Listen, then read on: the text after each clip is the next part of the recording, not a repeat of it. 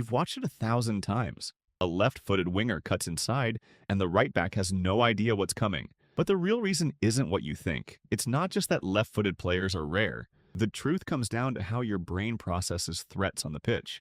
When a right-footed winger approaches, defenders shift predictably. Muscle memory kicks in automatically.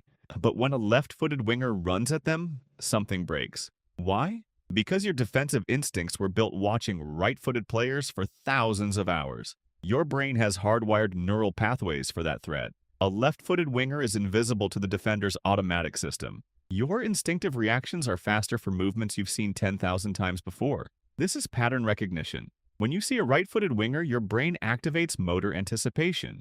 You predict their move before they make it. Your feet shift. Your hips open. You're already closing them down because you know what's coming. The legendary Dutch coach Rinus Michels understood this. When he transformed football at Ajax in the 1970s, he built his system around confusing the opposition's pattern recognition. He understood that football is as much about confusing automatic responses as technical skill. Here's the counterintuitive part. Left-footed players aren't harder to defend because they're more skilled. They're harder because they're statistically rarer. Only 10 to 15% of elite footballers are naturally left-footed. Defenders spend 90% of their time reacting to right-footed threats. When a left-footed player arrives, it's like trying to play piano in mirror image. Something fundamental breaks. Sports scientist Jeff Duckworth discovered that when defenders face opposite-footedness, reaction time increases by 30 to 50 milliseconds. That sounds small, it's not. In football, 30 milliseconds is the difference between closing down a shot and letting it go past you. A right-footed winger on the left flank cuts inside. The right back shifts inward, pushing toward the touchline.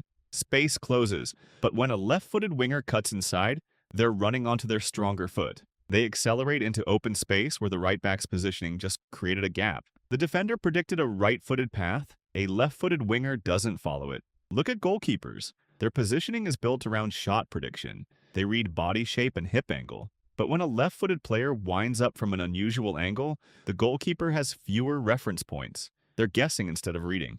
Guessing is slower than knowledge. The analyst Michael Cox pointed out that elite left-footed wingers like Messi developed dangerous inside-cutting runs because defenders had no automatic response programmed for them. They weren't more talented because they were left-footed. The defensive ecosystem evolved to stop right-footed threats. Here's what's strange. You can't fix this with training. Your automatic system moves faster than conscious correction. You can't think your way out of a neural pathway. This is why teams with high-pressing systems struggle against left-footed attackers. You're running on automatic reaction calibrated for right-footed threats. Pep Guardiola has consistently deployed left-footed wingers because they create milliseconds of confusion in defensive automaticity. That millisecond compounds. Over 90 minutes, defenders are fractionally too slow, fractionally out of position. It's not a skill gap, it's a neuroscience gap.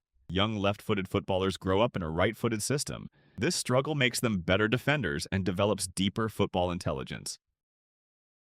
So when you watch that left-footed winger cut inside next weekend, you're watching a player whose brain is different, meeting a defender trained by a world of right-footed brains. You're watching pattern recognition meet its one weakness. That's why rarity in football isn't just an advantage, it's an invisible superpower.